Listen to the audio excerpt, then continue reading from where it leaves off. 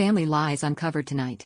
I always thought the worst thing my girlfriend could do on a Friday night was get a little too drunk with her friends, but nothing prepared me for the night I found out her so-called girls' night was actually a poker game with my dad. I'd come home early from work, expecting the apartment to be empty, but instead I heard laughter coming from the basement. I crept down, heart pounding, and saw my girlfriend, my dad, and a couple of his buddies sitting around the table, cards in hand and a pile of shot glasses littered between them.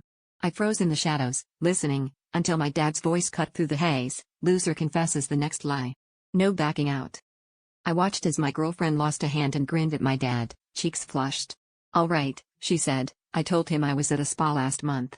"I was actually here," they laughed. My dad, drunker than I'd ever seen him, wagged a finger. My turn.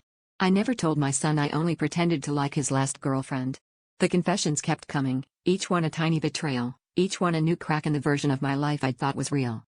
I started shaking, anger, disbelief, maybe even relief that the truth was finally spilling out. It was when my girlfriend confessed to hiding a secret bank account for emergencies that I couldn't take it anymore. I stepped out of the shadows, and the room went silent. My dad's face went white. She looked like she wanted to disappear. I asked, straight out, how long this had been going on, and she just stared at the cards. My dad tried to stand up, knocking over his chair, sputtering out some excuse about family bonding and keeping things interesting. No one said anything about the way my girlfriend didn't look away from him. We fought, all three of us, right there in the basement, every buried resentment pouring out. She accused me of never really trusting her, of always judging her friends. My dad said maybe if I'd been more honest, they wouldn't have had to play these games. In the end, I walked out, torn between loving her and hating both of them for the lies.